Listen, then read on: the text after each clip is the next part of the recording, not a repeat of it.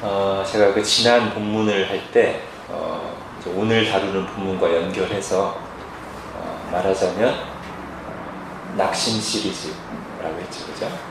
지난번에 본문, 즉 4장 1절부터 15절까지가 낙심하지 않는 이유 1, 그리고 오늘 본문이 낙심하지 않는 이유 2라고 했죠.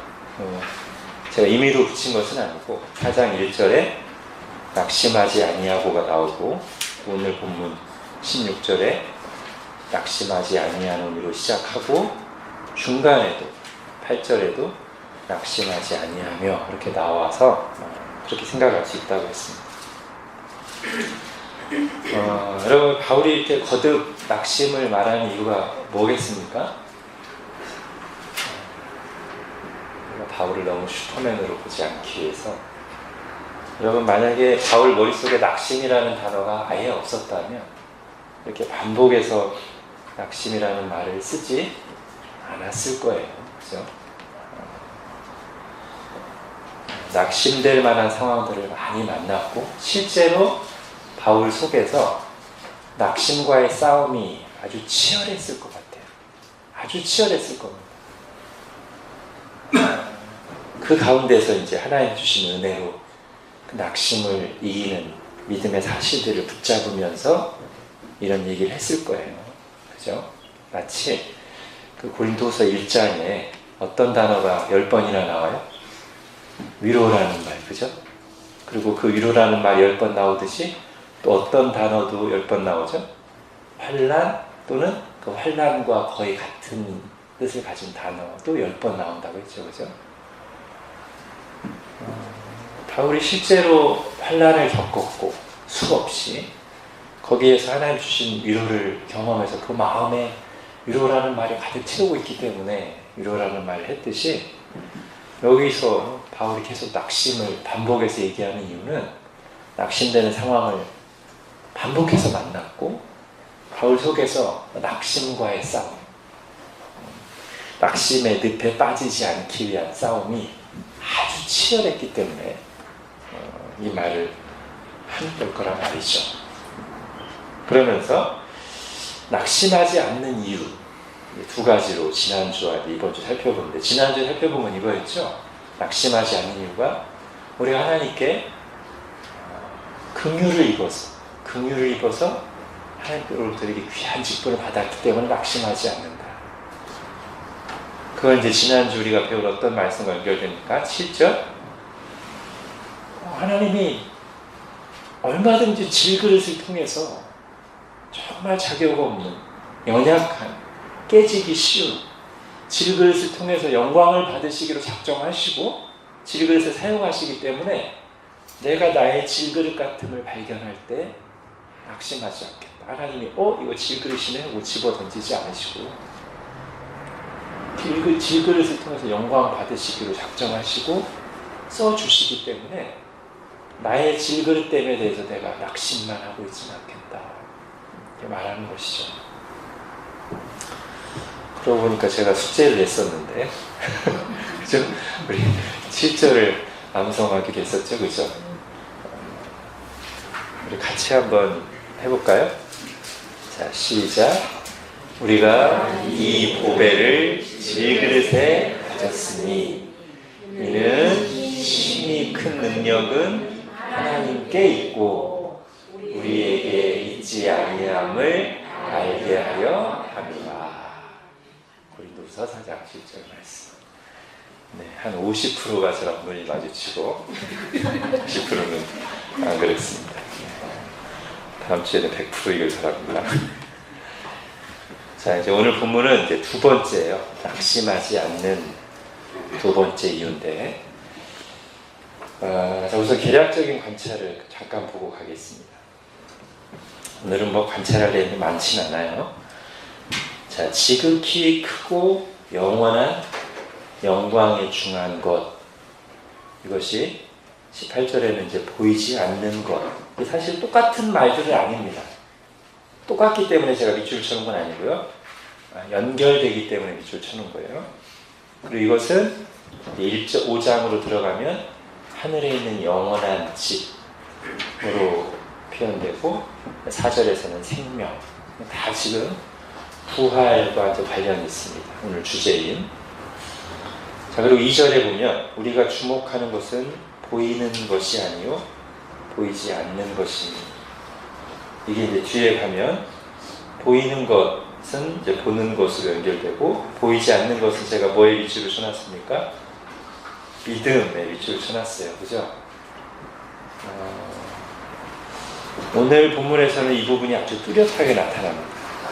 7절에도 나오는데 우리는 믿음으로 이는 우리가 믿음으로 행하고 보는 것을 행하지 아니하노라.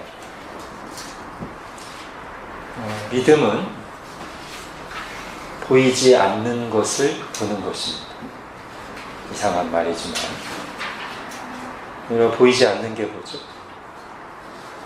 제일 중요한 것은 하나님, 그죠? 하나님 자체, 우리 믿음의 대상 자체가 안 보이세요. 그 하나님 우리가 이런 표현 많이 쓰잖아요. 하나님 바라보세요. 믿음으로 하나님을 바라보세요. 그죠? 하나님을 생각하는 거죠. 오늘 표현으로 하면 하나님을 주목하는 겁니다. 보이지 않지만 분명히 계신 하나님을 주목하는 거예요. 그러면서 조금 이제 구체적으로 얘기하면 보이지 않는 것으로서 우리가 주목해야 될, 봐야 될 세 가지가 있는데 하나님에 관한 세 가지입니다. 과거, 하나님이 하신 일을 믿음으로 주목해야 돼요. 그죠? 하나님이 내게 베푸신 구원의 은혜를 믿음으로 이렇게 쫙 봐야 됩니다. 잘. 미래는요, 하나님이 하실 일을, 그죠? 다른 말로 하면 하나님이 약속하신 것을, 약속하시고 반드시 이루실 일을 주목하는 거예요. 사실 오늘 본문에서 바울이 주목하는 것은 주로 여기에 해당됩니다. 하나님이 이루실 일, 부활이죠. 그걸 주목하는 게 믿음입니다. 현재는요? 현재는 뭐죠? 하나님이 지금 일하고 계신다. 하나님 지금 다스리고 계시고 하나님 지금 일하고 계신다. 그럼 이게 우리에게 실제로 위로가 되죠? 저는 이 사실로 위로가 된 적이 정말 많습니다. 솔직하게. 굉장히 막 낙담하고 힘들어하다가 아니야, 하나님 일하고 계시고 이 사실이 저에게 굉장히 힘이 된 적이 많았어요. 여러분도 아마 그러실 겁니다. 그게 우리가 믿음으로 바라보는 거죠. 현재 하나님, 현재 하나님은 일하고 계신 하나님이십니다. 가만히 계신 하나님이 아니고 지금 일하고 계신 하나님께 우리가 주목합니다. 자, 그래서 히브리서 11장에서도 우리가 믿음장이라고 하는 히브리서 11장 1절도 이 믿는 것과 보는 것을 연결했죠. 그죠? 믿음은 바라는 것들의 실상이요 보지 못하는 것들의 증거. 믿음은 안 보이는 것을 보는 것입니다. 자, 이제 1번 들어가겠습니다. 바울은 분명한 대조를 반복하면서 현재 어려움을 이길 영광스러운 장래의 소망에 대해 말합니다. 자, 겉사람이 낡아지는 이유는 무엇입니까? 제가 참고 구절로 고린도후서 4장 7절부터 10절 넣었습니다. 참고 구절로 넓게 성경에 아주 많습니다만 일단 가까이 있는 걸 넣었어요.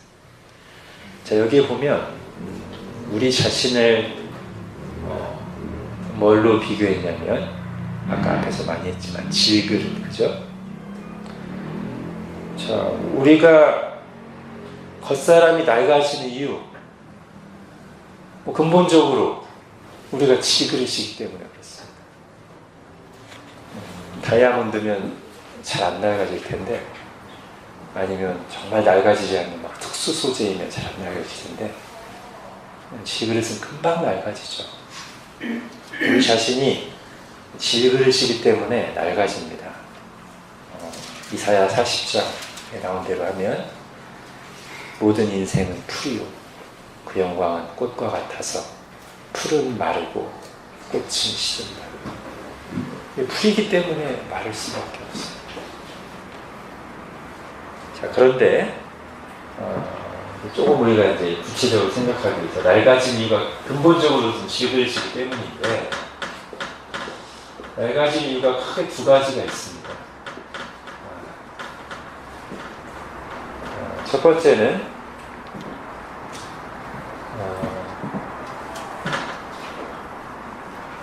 이거죠. 다른 말로 하면 이거는 시간이 지나면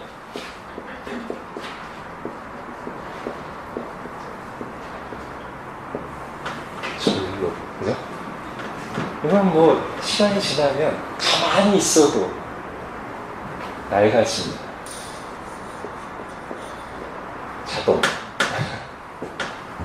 자동으로 낡아집니다. 시간이 지나면. 근데 우리가 이제 고린도 후서 문맥을 보면 바울이 16절에서 우리의 겉사람은 낡아진다고 얘기할 때 물론 이것도 포함할 겁니다. 근데 쭉 흐름을 보면 2번 의미가 강해 보여요. 그것은 뭐냐면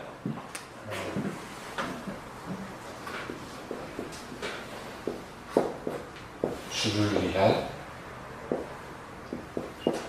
수고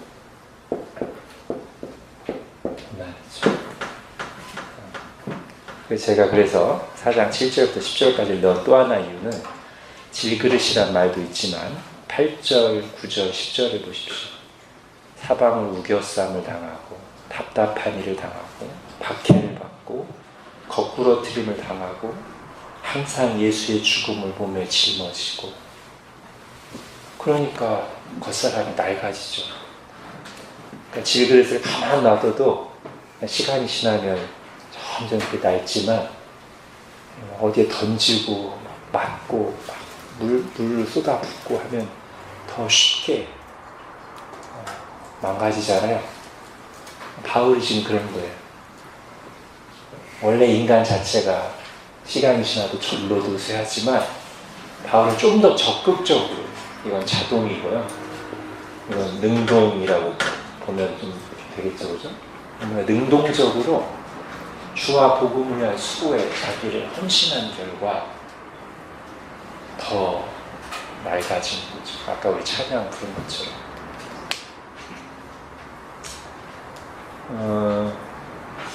요 두 가지 말을 조금 비유적으로 잘 표현한 분이 계십니다. 조지 위필드 목사님이 몸이 이렇게 해서 사람들이 조금만 이렇게 쉬엄쉬엄 하세요 했을 때 조지 위필드 목사님 이런 말을 했죠. 나는 녹슬어 없어지기보다 닳아서 없어지기를 원한다. 이게 말하자면 이번이 녹슬어고요. 이거는 닳았어. 이 두 가지 이유 때문에 이제 겉사람이 낡아지는데, 이거는 자동, 주를 위해 살든 안 살든 당연히 일어나는 일. 이거는 물론 세상 일에 탕진해도 더 쉽게 닳긴 합니다만 어떻게 다를 것인가 했을 때 바울 또는 위필드 목사님, 많은 믿음의 사람들은 2번을 택한 거죠. 자, 이제 이것과 비교해서 바울이 그런데 우리의 속사람 날로 새로워지도다. 자, 낡아지는 것은 1, 2번 이유가 다 있죠. 그러나 속사람이 새로워지는 것에는 자동은 없습니다. 낡아지는 건 자동이 있어요. 자동 플러스 능동이. 그러나 낡아지는, 속사람이 새로워지면 1번은 없어요. 2번이 있는데 대신 2번이 올 때 우리의 능동만 오는 게 아니고요. 뭐가 반드시 와야 돼요?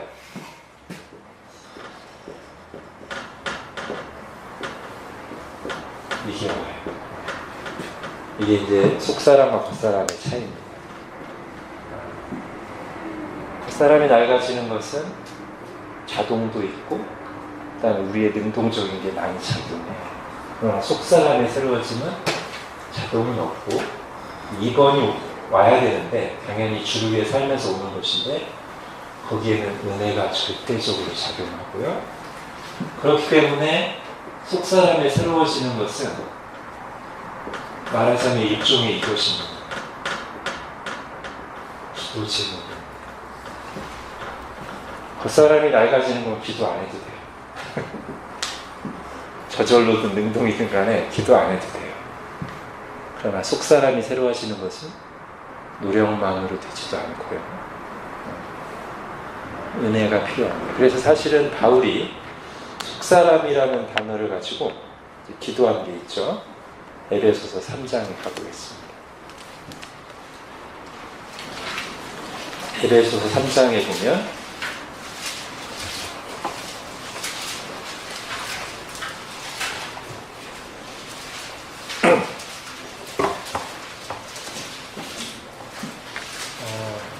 바울의 간절한 기도 제목이 있어요.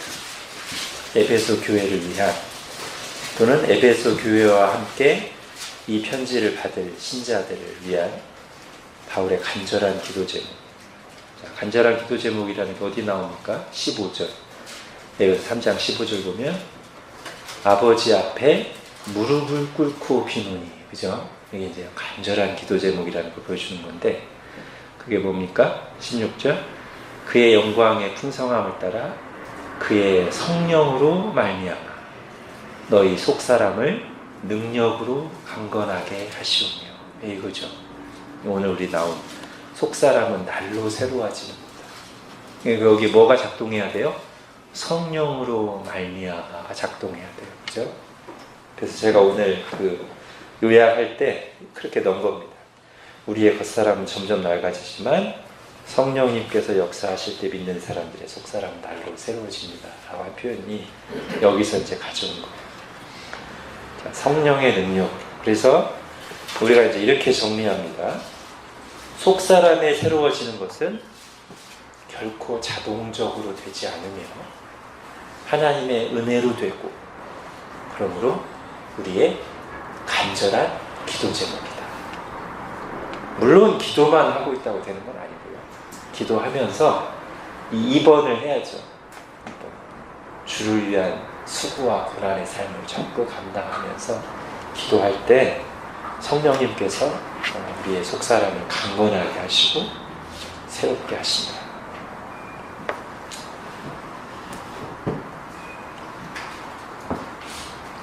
자, 이제 이와 관련해서 여기 4장 16절부터 18절까지 두드러진 것은 대비죠, 대비. 한 서너 가지를 연속해서 바울이 대비하고 있습니다. 처음에는 겉사람과 속사람을 대비하는 걸로 시작해서 그 다음에는 뭘 대비하죠? 17절부터 볼까요? 17절에 환난에 경한 것. 경은 가벼울 경이죠, 그죠? 풀어서 하겠습니다. 17절에서는 가벼운 환난. 가벼운 말 하겠습니다. 가벼운. 뭐라? 다음에 나온 게 영원한 영광의 중한 것. 중은 무거울 중이죠. 무거워. 자, 18절은 또 뭘 비교하죠? 잠깐. 그리고 영원한. 이건 무게로고, 시간적으로는 잠깐, 영원을 비교하고요. 그러면서 이 두 가지 특징이 저 가벼움과 잠깐은 보이는 것.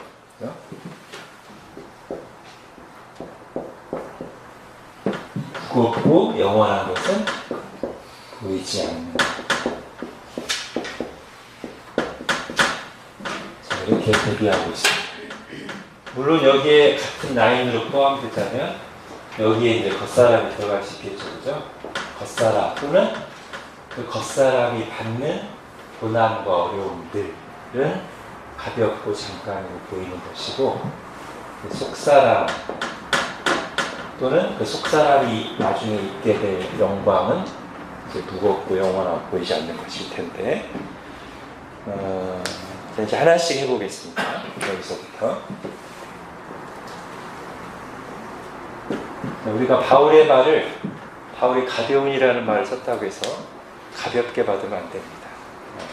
왜냐하면 바울이 지금 저 가벼운이라는 말로 가리키는 게 가벼운 환난이잖아요. 근데 바울이 1장에서는 이 환난을 가벼운이라는 말로 표현하지 않았습니다. 우리 1장 다시 한번 가볼까요?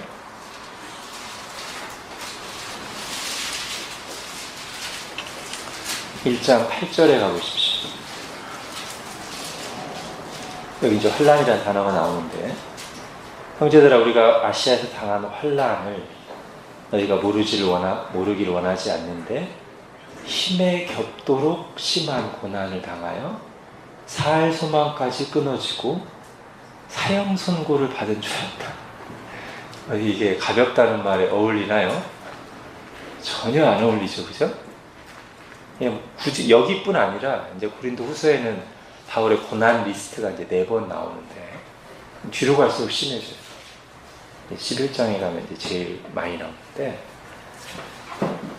이건 가볍다는 말이 사실은 안 어울립니다. 바울이 당하는 환난을 보면, 그가 겪은 어려움들을 보면, 솔직히 야, 이래서 어떻게 살지? 이렇게 어려움 당하면서 어떻게 계속 사역하지? 이런 마음이 들어요, 솔직히. 근데 왜 가벼운이라는 말을 썼을까요, 바울이? 가벼운 환난. 뭐죠? 이것 때문에.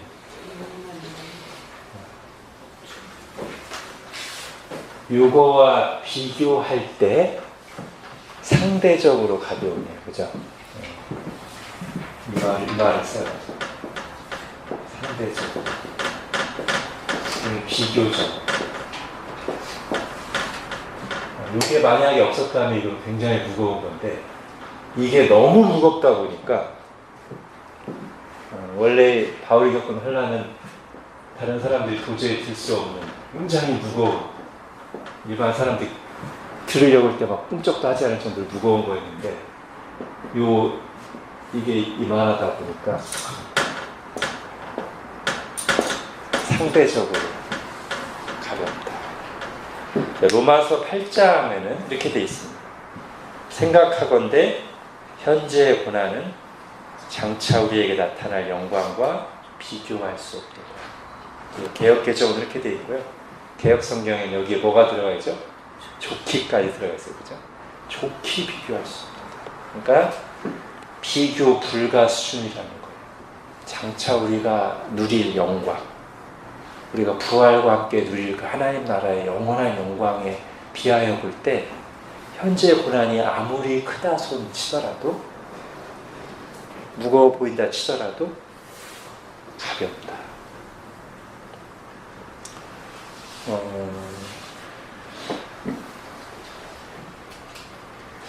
그럼 여기서 우리가 좀 생각할 것은요, 우리는 실제로 상대적인 감각을 가지고 있습니다. 인간은요. 그리고 상대적으로 평가도 하고 상대적으로 평가도 받고요.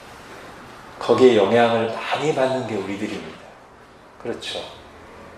우리는 절대적인 것보다 상대적인 영향을 많이 받아요, 솔직히. 그러니까 예를 들면 시험을 딱 끝나고 나서 가치점을 해보니까 50점이 나와서 완전히 막 죽을 상이 되고 자살하고 싶은 마음이 들다가 딴 친구들 물어보니까 다 10점, 20점 맞았어요. 그러면 어떻게 되죠? 큰 기쁨과 감사가 넘치게 되죠, 그죠? 우리는 상대적인 사람들입니다. 상대적인 거에 영향을 많이 받아요. 자, 똑같은 음식도 배고플 때 먹으면 꿀 마시고 감사하지. 그래서 감사하면서 막 침을 줄줄 흘리면서 개걸스럽게 먹고 있는데 갑자기 옆에 나온 친구들한테 내 거보다 훨씬 좋은 음식이 나오면 갑자기 먹다가 맛이 없어지죠. 딴 사람 걸 보면. 그래서요, 우리에게 있는 어떤 문제를 다룰 때, 오늘 본문에서 이 메시지를 좀 생각하고 싶습니다. 우리에게 있는 어떤 문제들을 다룰 때, 요거를 잘하면 유익하다는 거예요. 잘못하면 안 좋고요. 잘하면 유익합니다. 그러니까 비교는 다 나쁜 게 아니고요. 나쁜 비교가 있고 좋은 비교가 있어요. 근데 제가 아까 말씀드린 것처럼 우리는 절대적인 것보다 상대적인 영향을 많이 받기 때문에 아예 비교를 안 하기보다는 나쁜 비교를 안 하고 좋은 비교를 하는 게 우리에게 더 실제적으로 유익합니다. 바울이 그렇게 하고 있어요. 자, 나쁜 비교의 예를 한번 성경에서 보면 이런 거죠. 포도원 품꾼들입니다. 아침 6시에 고용된 사람, 9시에 고용된 사람, 11시, 3시, 오후 5시에 고용된 사람들이 있죠. 처음에 아침부터 고용된 사람도 자, 오늘 하루 품삯인 한 데나리를 주겠다 했을 때 분명히 기뻤을 거예요. 야, 오늘 고용됐다. 오늘은 공치고 들어가지 않겠구나 하고 즐겁게 열심히 일했어요. 근데 뭐 때문에 마지막 순간에 주인의 노여움을 사고 실패한 인생이 되죠? 마지막에 잘못된 비교를 해요. 그죠? 다른 사람들과 일의 양을 비교하는 거예요. 똑같이 일대라고 받았는데 나는 더 많이 일하고 더 많이 땀을 제대로 띵까띵까 놀다가 하지만 1시간이라고 똑같아. 그래서 뭐가 없어졌어요? 자신이 받은 것에 대한 감사가 상실됐어요. 잘못된 비교가 우리에게 마땅히 있어야 될 감사를 빼앗아갈 수 있습니다. 잘못된 비교. 그리고 잘못된 비교는 대부분 어떤 비교예요? 다른 사람들이 가진 것과 내가 가진 것의 비교는 거의 100% 잘못된 비교입니다. 거기서 불평과 원망이 나오고 교만과 열등감도 나오고 감사가 사라지고요.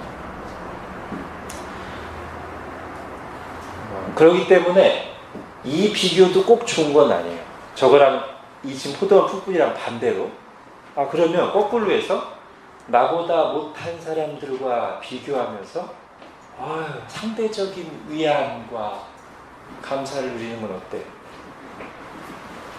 자, 아까처럼 다른 사람들과 비교하면서 감사를 잃어버리는 것보다 낫지만 다른 나보다 못한 사람들과 비교하면서 상대적인 위안과 만족을 얻는 것도 그렇게 좋은 비교는 아닙니다. 물론 어느 정도는 유익을 얻을 수 있고요. 만약에 그 비교가 단순히 내가 저 사람보다 나니까가 아니라 다른 사람의 어려움을 보면서 세상 내가 당연하게 여기던 것들에 대해서 감사하는 마음을 갖게 됐다면 그건 괜찮은 거예요. 그럴 수 있지만 일단 다른 사람보다 내가 상대적으로 나니까 저 사람보다 나니까 내가 감사해야지. 이거는 그렇게 좋은 비교는 아닙니다. 진짜 좋은 비교는 따로 있어요.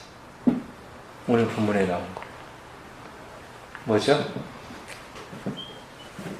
이것과 이것의 비교인데 이걸 이제 다 합치면 결국 뭐냐면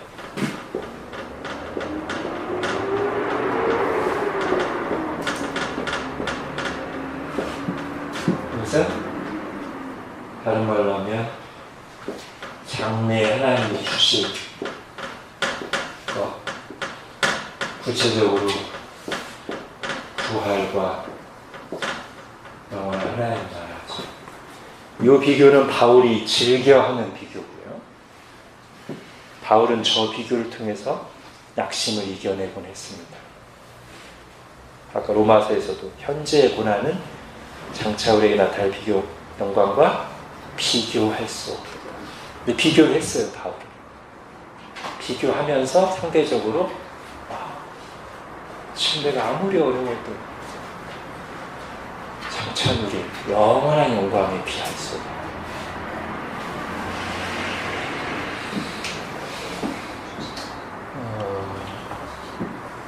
다시 말씀드리면 나는 비교 같은 건 하지 않겠어. 절대 나는 비교의 상대적인 게 아니라 절대적인 거에서 좋은 자세입니다. 근데 성경은 좋은 비교를 하라고 우리에게 가르칩니다. 나쁜 비교를 하지 말고. 자, 저는 이걸 이제 거룩한 비교라고 부르는데요. 현재와 장래의 비교, 거룩한 비교. 근데 또 하나의 거룩한 비교가 있어요. 자, 세례 요한이 비교를 합니다. 누가 누구를 비교하죠?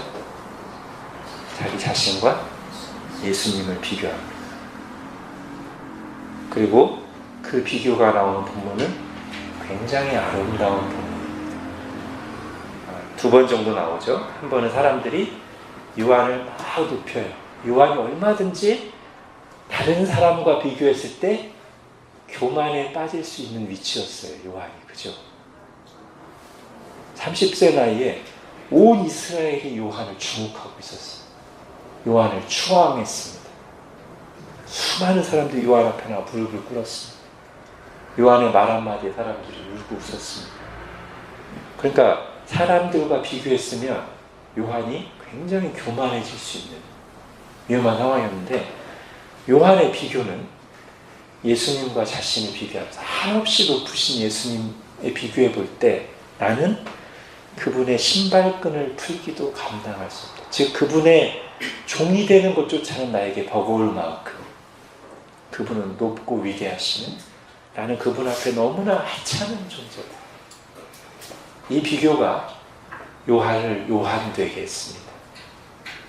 사람들과 비교하며 교만에 빠지지 않고 계속해서 주님 앞에서 바른 마음을 가지고 끝까지 자기의 길을 유혹에 넘어지지 않고 걸어갈 수 있게 해준 것이 거룩한 비교라는 거죠. 그리고 이 비교를 한 번 더 하는데요. 이거 비교라기보다 이제 그 비교의 적용이죠. 제자들이 요한에게 와서 선생님, 점점 사람들이 선생님을 떠나서 저 예수라는 분, 선생님이 말씀하시던 저분에게 가는데요. 제자들이 비교하면서 힘들어하는 건데, 요한은 제대로 비교해서 나는 기쁘다. 저분은 흥하여야 하겠고 나는 쇠하여야 하리라.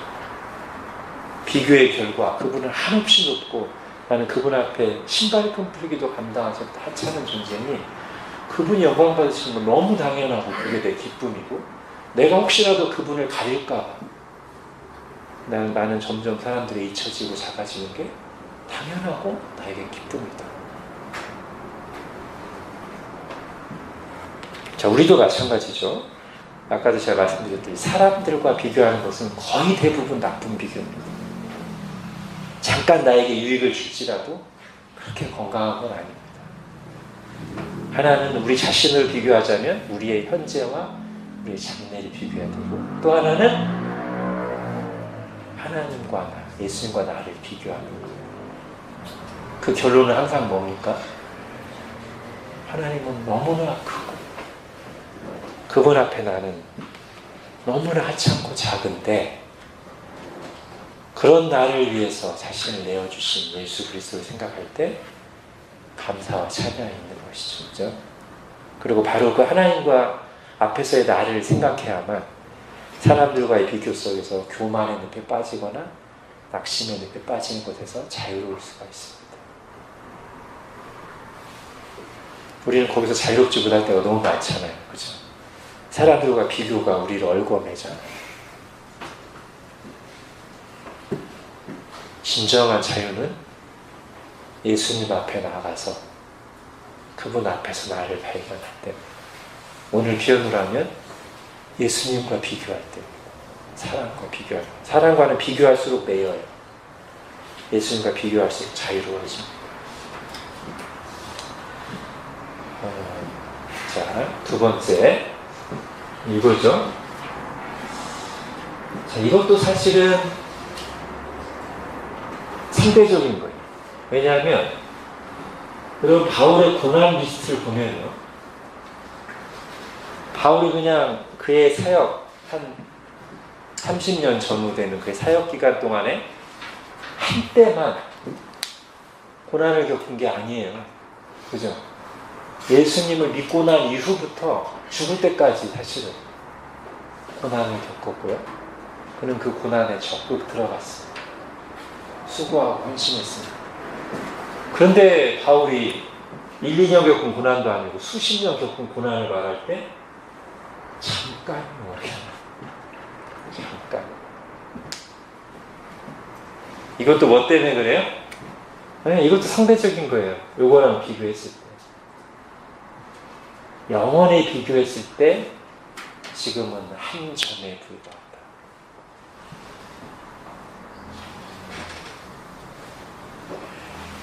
아까 제가 이제 상대적인 거 얘기했는데 우리의 시간도 그러잖아요. 그죠?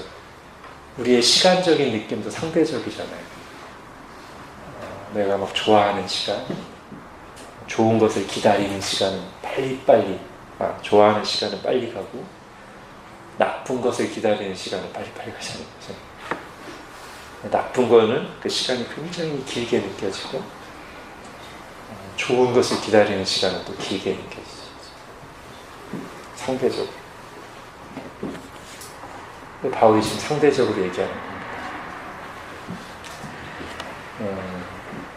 뭐 요즘에 이제 세상에서도 많이 쓰는 말, 이 또한 지나가리라.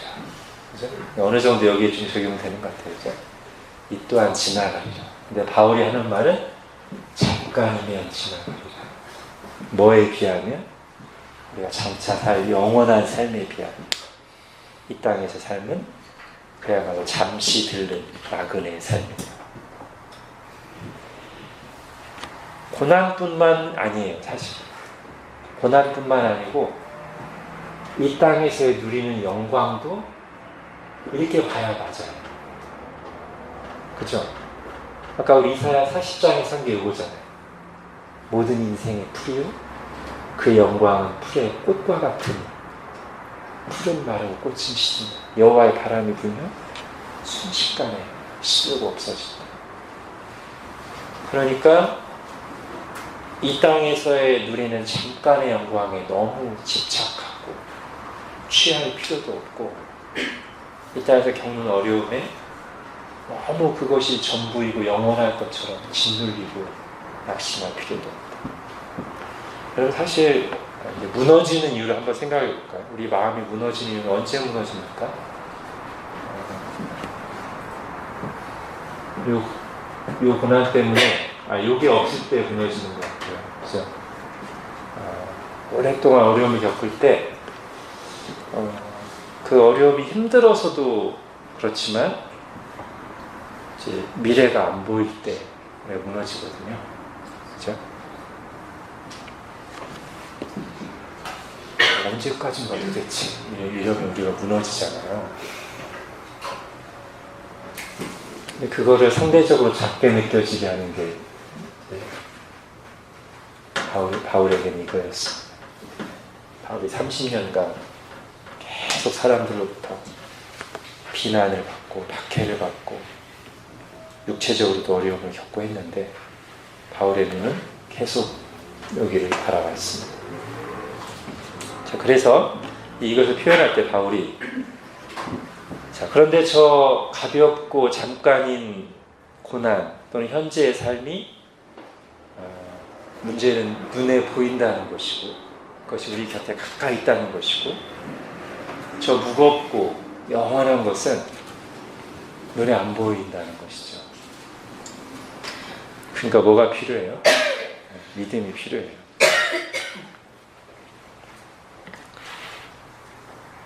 그리고 우리 하나님은 그렇게 말씀하시고 역사하시는 분이죠. 로마서 4장 17절에 기록된 바 내가 너를 많은 민족의 조상으로 세웠다 하신 것 같으니 그가 믿은 바 하나님은 죽은 자를 살리시며 없는 것을 있는 것으로 부르시는 이시다. 이 오늘 본문에 딱 연결되는 건데 죽은 자를 살리시며 부활이죠. 없는 것을 있는 것으로 지금 눈에 안 보이는 것을 눈에 있는 것처럼 부르시는 분이시다. 그 하나님 우리에게도 그렇게 보기를 원하시죠. 하나님이 말씀하시면 지금 없어도 하나님이 말씀하시면 있는 거예요.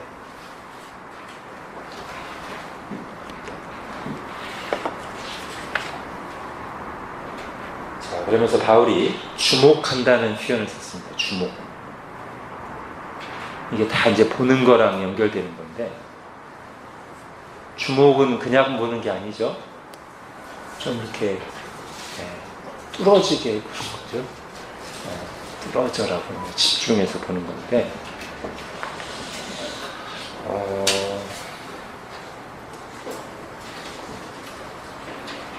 자, 어디에 주목하느냐가 그 사람이 어떤 사람인가를 말해주기도 하고 어디에 주목하느냐에 따라서 실제로 마음 상태와 태도를 바꿉니다. 그 대표적인 케이스가 뭐죠? 가데스 바네아에서 정탐 때 일단 그 정탐꾼들이 처음에 똑같은 걸 봤어요. 이 부분에서 공통적으로 봤죠, 그죠? 12 정탐꾼들이 보이는 것을 같이 봤어요. 그게 뭐죠? 이스라엘 관광청 보고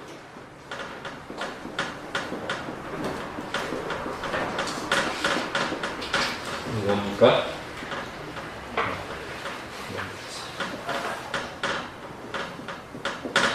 이렇게 하고 있잖아요. 이게 이스라엘 관광청 로고지 않습니까? 포도송이를 아주 막 주렁주렁 맺힌. 그러니까 와 정말 족과 꿀이 흐르는 땅 맞다. 여기까지는 보이는. 이건 같이 봤어요. 근데 둘 다 주목한 것은 다른 걸 주목했죠. 10명의 정탐꾼들은 그 땅에 있는 무기도 잘 갖추고 덩치도 크고 잘 조련되어 있는 우리와 붙으면 우리를 단숨에 뭉개버릴 것 같은 그들을 봤고 또 그들 앞에서 질그릇 같은 우리를 메뚜기 같은 우리를 주목했습니다. 그랬더니 결론이 우린 망했다.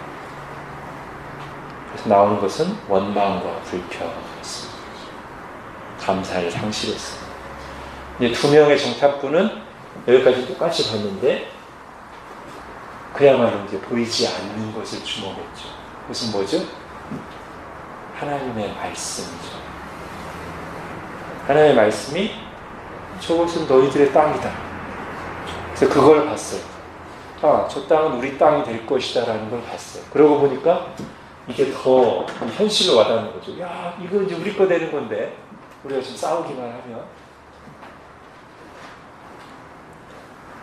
자, 어디에 주목하는지가 아주 실제적인 삶의 태도, 감정의 상태, 하나님께 대한 반응을 다르게 만드는 대표적인 경우죠.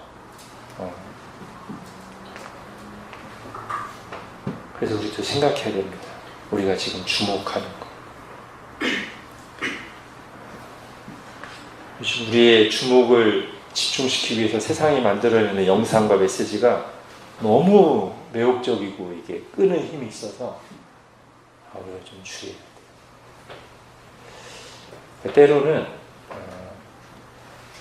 미디어 금식이 좀 필요합니다. 우리가 하나님께 집중하기 위해서 금식할 때 있잖아요. 그죠? 밥 금식. 그죠? 근데 사실은 밥을 금식하면서 다른 것도 이렇게 다 이렇게 놓잖아요. 그죠? 그렇게 해서 세상에 매여있던 내 마음 이런 걸 다 이렇게 하고 주님께 집중하기 위한 그게 말하자면 금식의 굉장히 큰 의도 중에 하나지 않습니까? 요즘 현대인들은 좀 밥을 굶는 금식도 가끔은 필요하고 다이어트 하려고 말고 하나님께 집중하기 위해서 또 하나는 미디어 금식도 필요한 것 같아요. 저도 지금 페이스북을 잠깐 안 하고 있습니다. 한동안 하다가 이게 은근히 저의 시간과 이런 거를 좀 산만하게 만드는 것 같아서 제가 한동안 좀 페이스북을 안 하려고 그냥 휴대폰에서도 지우고 다 이렇게 해놨어요. 물론 페이스북이 뭐 나쁜 건 아닙니다. 필요할 수 있는데 이제 하나님께 집중하기 위해서 또는 어떤 질서를 위해서 때로 미디어, SNS, TV, 때론 사람과의 그런 것도 절제가 필요할 때가 있죠. 주목을 위해서 주목.